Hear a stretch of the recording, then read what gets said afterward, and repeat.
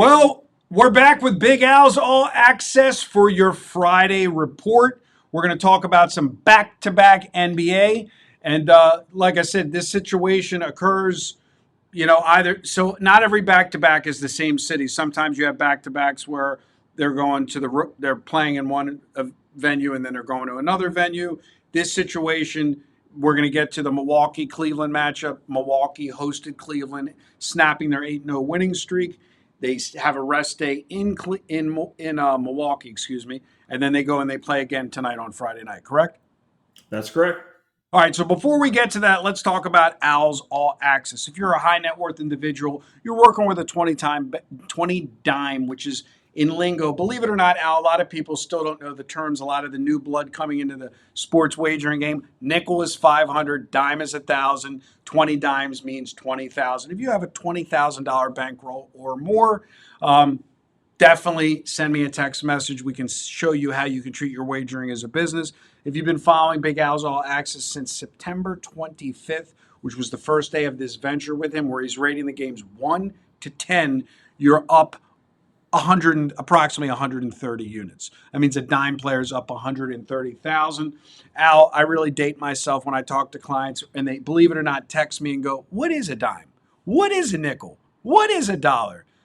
We've been doing this too long. That's true. I don't what do they call it these days if they're not calling it dimes, nickels, and They watch these videos. I talk about the Dime Club on my other videos. They call me up, and I had one guy go, "Oh, I thought you meant like $10 parlay cards." And he was a nice guy. He just didn't know. He didn't know. but this is I just realized what the answer is. The reason they don't know is because everything's online these days. When we grew up, we actually called bookmakers to put in our bets on the telephone. And This thing, if you guys haven't heard of it, this thing, look at it. It's called a telephone. right. So you would say to the bookmaker, "I'll have a dime on the Give me a whatever." nickel, give me a dime. Let's round robin it for a dollar. Yeah, now you're just typing in 500.00 on your computer, so you're not using the dime and the nickel and all that stuff. Exactly. And like I said, it is kind of funny. But, with that being said, a 20 dime bankroll is a $20,000 bankroll, where if you are a player that's working with that kind of money, minimum, you'd be a candidate for Big Al's All Access. Like I said, a dime player is up $127,000 approximately, give or take, as every day changes and fluctuates since September 25th. I have all the documentation to show you. If you text me and you're a serious player, you'll get the day-by-day P&L all the way back on a nice little spreadsheet showing you every day how you did if you were playing hypothetically that amount of money per game.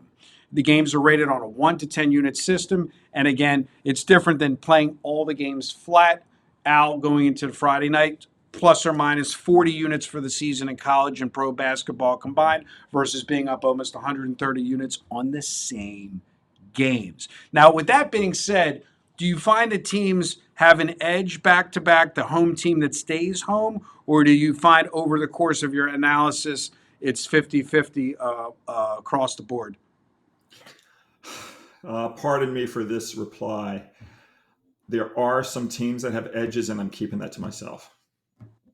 If you have $1 million, send me a text message, and Al will share those edges with you. But no, the reason why I was asking is because Cleveland was on a 8-game winning streak prior to losing at Milwaukee, but the first 2 games of the 8-game winning streak were started on January 3rd here at Washington. They won 140-101 at Washington. Then they came back the next night, the following on the 5th after a rest day, and they beat them again 114-90. So even Cleveland, within their 8-game winning streak, the first 2 games were back-to-back in the same city. Yeah, I mean, didn't help the Wizards. Yeah, I mean, one of the things as a handicapper is, I've got a lot of information with my database, and I do share some things, but there are also some things I also like to keep close to the vest. And if someone wants to go do their own research, they can find out the answer. It's just exactly. I try to keep, certain things to myself so the market doesn't get a handle on it. So let's talk about your complimentary selection, which you can give us without giving away all the secret sauce on tonight's Milwaukee-Cleveland back-to-back rest day matchup. Yeah, and this has nothing to do with the back to back. Okay. This is, you know, I'm gonna.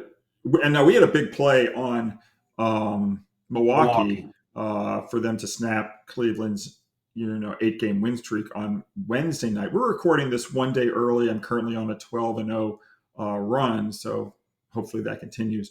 For Friday night, for this game, we're going to switch gears. We're going to take the Cleveland Cavaliers. When Milwaukee beat them by 10 points on Wednesday, that was now Milwaukee's third straight win. And historically, the Bucks have been terrible off 3 or more wins. They're 131 and 191 ATS.